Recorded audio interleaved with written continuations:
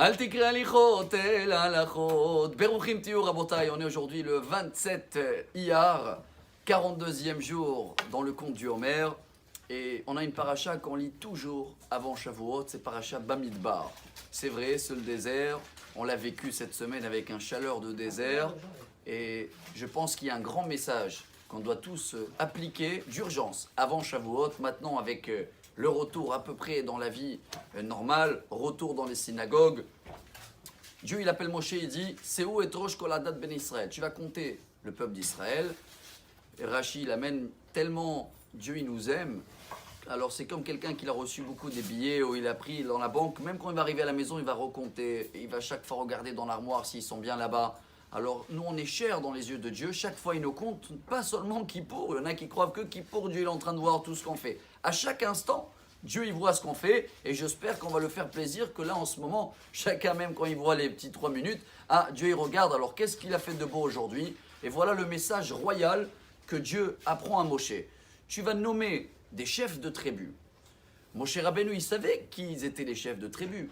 Mais il ne voulait pas le faire lui, parce qu'après ils vont dire alors pourquoi tu l'as nommé lui et pas lui, et l'autre il est plus âgé, et celui-là il est plus érudit. Donc il a attendu que c'est Hachem qui va le faire. Et en plus, avant de rassembler tout le peuple, Dieu d'abord il a appelé ceux-là qui ont été nommés. Car s'ils ont été nommés devant tout le monde, encore une fois, vous pouvez avoir des comparaisons, lui oui, lui non. Mais je crois qu'il y a un message très très fort.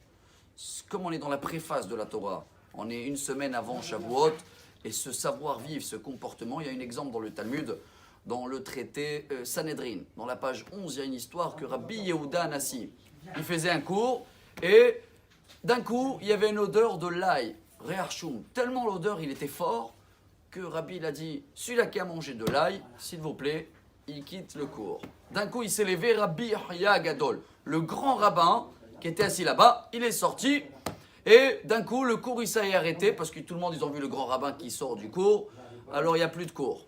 Le fils, il est venu, il a dit, Rabbi Yahya, pourquoi tu as mangé de l'ail? Regarde, à cause de toi, le cours, il a été annulé, papa, il n'a pas pu supporter. Le Rabbi Yahya a dit, c'est pas moi qui ai mangé de l'ail. Mais tout de suite, quand j'ai écouté la phrase, que quelqu'un, il risque de se vexer car il a mangé de l'ail, j'ai décidé de me lever moi.